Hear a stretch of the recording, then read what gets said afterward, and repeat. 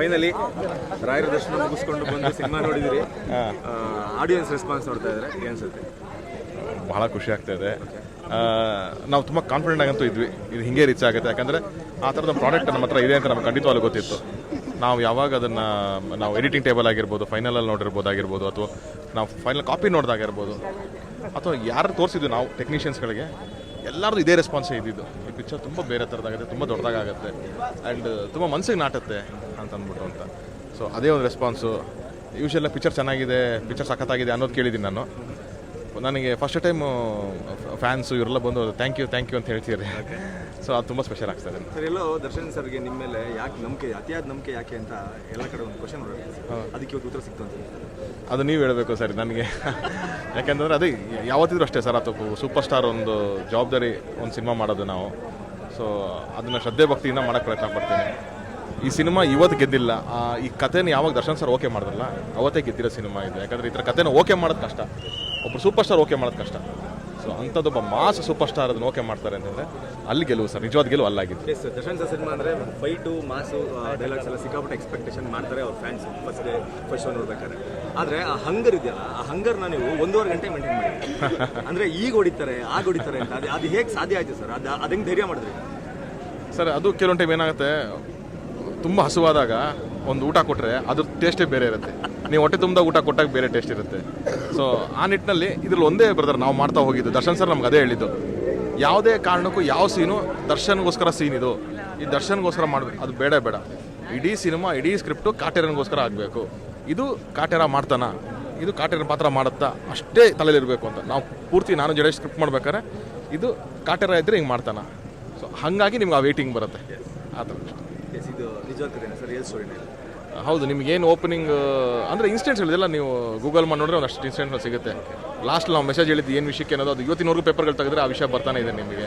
So ಅದಾಗಿರ್ಬೋದು, ಅಥವಾ ಉಳುವನೆ ಭೂಮಿ ಒಡೆ ಆಗಿರ್ಬೋದು, ಆ ಓಪನಿಂಗ್ ಇನ್ವೆಸ್ಟಿಗೇಷನ್ ಪಾರ್ಟ್ಸ್ ಇರ್ಬೋದು. ಸೊ ನೀವು ಕಲೆ ಹಾಕ್ತಾ ಹೋದರೆ everything will get into connecting. ಒಂದು ವಿಚಾರನ ಹೇಳಬೇಕು ಅಂತ ಹೇಳಿದ್ರೆ ಒಬ್ಬ ಸ್ಟಾರ್ ನಟ ಬೇಕಾಗುತ್ತೆ. ಆ ಸ್ಟಾರ್ ನಟ ನಿಮ್ಮ ಕಾಟೇರನ್ನ ಕಂಪ್ಲೀಟ್ ಫುಲ್ಫಿಲ್ ಮಾಡಿದ್ರು ದರ್ಶನ್ ಸರ್ ಅಂತ. ಹೌದು. ಅಂದರೆ ಅದೇ ಹೇಳ್ತೇವೆ ಸರ್, ಒಂದು ವಿಷಯ ಮುಟ್ಸೋದಕ್ಕೆ ಯಾವಾಗಲೂ ಆ ಥರದ ಒಂದು ಸ್ಟಾರ್ ಪವರ್ ಬೇಕಾಗುತ್ತೆ. ಆ್ಯಂಡ್ ಅವ್ರದನ್ನು ಒಪ್ಕೊಂಡು ಆಯಿತು ಇದನ್ನು ಹೇಳೋಣ ಬಾ ಇವತ್ತಿನ ಟೈಮಿಗೆ ಅಂತ ಅಂದಿರಲ್ಲ. ಸೊ ಅದು ಇವತ್ತು ಅಷ್ಟು ಚೆನ್ನಾಗಿ ರಿಸೀವ್ ಆಗ್ತಾರೆ.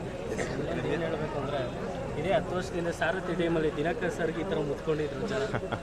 ಅವತ್ತಿನ ಕ್ರೇಜು ಮತ್ತೆ ರಿಪೀಟ್ ಆಗಿದೆ. ಇಲ್ಲ ಆ ಸಿನಿಮಾನೇ ಬೇರೆ, ಅದಕ್ಕೆ ಆದಂಥ ಒಂದು ವೇಟೇಜ್ ಇದೆ. ಕುರುಕ್ಷೇತ್ರಕ್ಕೆ ಒಂದು ವೇಟೇಜ್ ಇದೆ, ರಾಯಣ್ಣಂಗೆ ಒಂದು ವೇಟೇಜ್ ಇದೆ. ಹಾಗೆ ಈ ಸಿನಿಮಾಗೂ ಅದು ಇದ್ರದೇ ಆದಂಥ ಒಂದು ಬೆಲೆ ಇದಕ್ಕಿದೆ. ನಾನು ಸಾರಥಿ ನೋಡಿ ಎಂಜಾಯ್ ಮಾಡಿದಂಥ ಆ ಟೈಮಲ್ಲಿ ಎಲ್ಲನೂ ಇದೆ. ಅದೇ ಸರ್, ಎಲ್ಲ ಡಿ ಬಾಸ್ ತಮ್ಮಂದಿರಿಗೆ ಸಿಗ್ತಾ ಇದೆಯಲ್ಲ.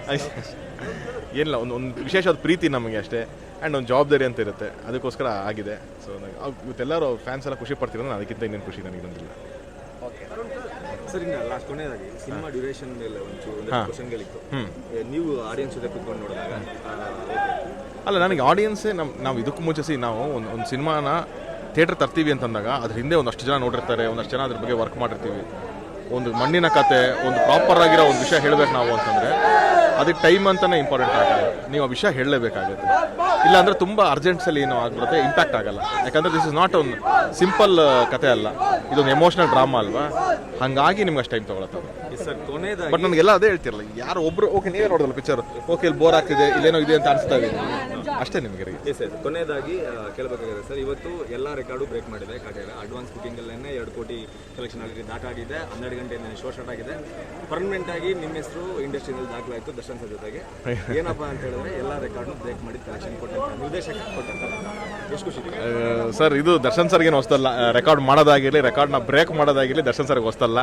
ಇನ್ನು ಅವ್ರ ಜೊತೆ ಟ್ರಾವೆಲ್ ಆಗ್ಬೇಕಾದ್ರೆ ಇದೆಲ್ಲ ನಮಗೂ ಬೋನಸಲ್ಲಿ ಸಿಗ್ತಾ ಇರುತ್ತೆ. ಬಟ್ ನನ್ನ ಇಂಟೆನ್ಷನ್ ಇದ್ದಿದ್ದು ಒಂದು ಒಳ್ಳೆ ಸಿನಿಮಾ ಮಾಡಬೇಕು. ಅವ್ರ ಫ್ಯಾನ್ಸ್ ಆಗಿರಲಿ ಅಥವಾ ಜನ ಯಾರೇ ಆಗಿರಲಿ, ಸಿನಿಮಾ ಬಂದು ನೋಡಿದಾಗ ಆ ಖುಷಿನಲ್ಲಿ ಆಚೆ ಹೋಗಬೇಕು ಅಂತ ಅಂದ್ಬಿಟ್ಟು. ಸೊ ಅದನ್ನು ನಾವು ಗೆದ್ದಿದ್ದೀವಿ ಅಂತ ಅನಿಸ್ತಾ ಇದೆ. ಅಷ್ಟು ಸಾಕು ನನಗೆ. Thank you.